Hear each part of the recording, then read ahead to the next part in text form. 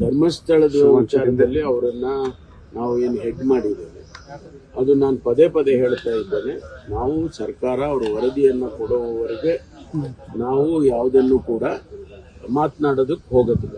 ಅವ್ರ ಜೊತೆ ಆಗಲಿ ಅಥವಾ ಇನ್ನೊಬ್ಬರ ಜೊತೆ ಆಗಲಿ ಆ ವಿಚಾರಗಳನ್ನು ನಾವು ಪ್ರಸ್ತಾಪ ಮಾಡಕ್ಕೆ ಹೋಗೋದಿಲ್ಲ. ಯಾಕೆಂದ್ರೆ ಅದು ತನಿಖೆ ನಡೆಯುವಾಗ ಅದು ಸಮಂಜಸ ಅಲ್ಲ ಅಂತ ಹೇಳಿ ನಾವ್ಯಾರು ಕೂಡ ಅದ್ರ ಬಗ್ಗೆ ಮಾತನಾಡೋದಕ್ಕೆ ಹೋಗೋದಿಲ್ಲ.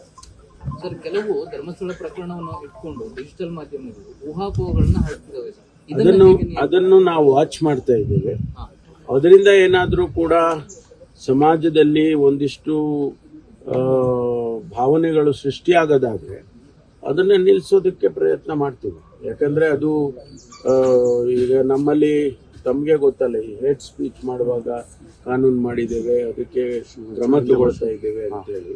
ಈ ರೀತಿ ಪೋಸ್ಟಿಂಗ್ ಮಾಡುವಾಗ ಕೂಡ ನಾವು ಗಮನಿಸ್ತೀವಿ. ಒಂದು ವೇಳೆ ಅದರಿಂದ ಇಂಪ್ಯಾಕ್ಟ್ ಆಗುತ್ತೆ.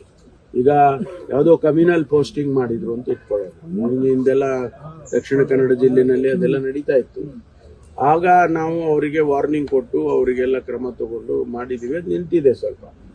ಈಗ ಅದೇ ರೀತಿ ಈ ಒಂದು ವಿಷಯಕ್ಕೆ ಸಂಬಂಧಪಟ್ಟಾಗ ಏನಾದರೂ ಕೂಡ ಅವರು ಇಲ್ಲ ಸಲ್ಲದ ಪೋಸ್ಟಿಂಗ್ಗಳನ್ನು ಹಾಕಿದ್ರೆ ಅದ್ರ ಮೇಲೆ ರೆಗ್ಯುಲೇಟ್ ಮಾಡ್ತೀವಿ, ಕ್ರಮನೂ ತಗೊಳ್ತೀವಿ.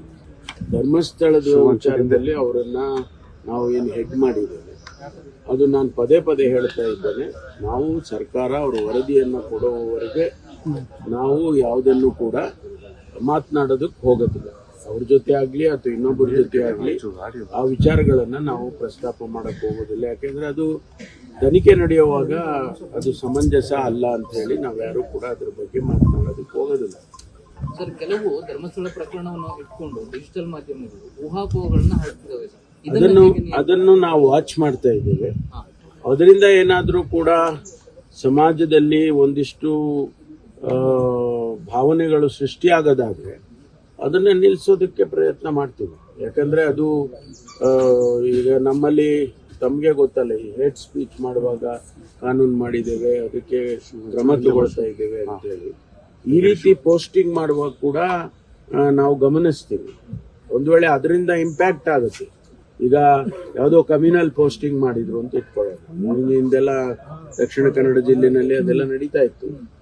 ಆಗ ನಾವು ಅವರಿಗೆ ವಾರ್ನಿಂಗ್ ಕೊಟ್ಟು ಅವರಿಗೆಲ್ಲ ಕ್ರಮ ತಗೊಂಡು ಮಾಡಿದೀವಿ, ಅದು ನಿಂತಿದೆ ಸ್ವಲ್ಪ. ಈಗ ಅದೇ ರೀತಿ ಈ ಒಂದು ವಿಷಯಕ್ಕೆ ಸಂಬಂಧಪಟ್ಟಾಗ ಏನಾದರೂ ಕೂಡ ಅವರು ಇಲ್ಲ ಸಲ್ಲದ ಪೋಸ್ಟಿಂಗ್ಗಳನ್ನು ಹಾಕಿದ್ರೆ ಅದ್ರ ಮೇಲೆ ರೆಗ್ಯುಲೇಟ್ ಮಾಡ್ತೀವಿ, ಕ್ರಮನೂ ತಗೊಳ್ತೀವಿ.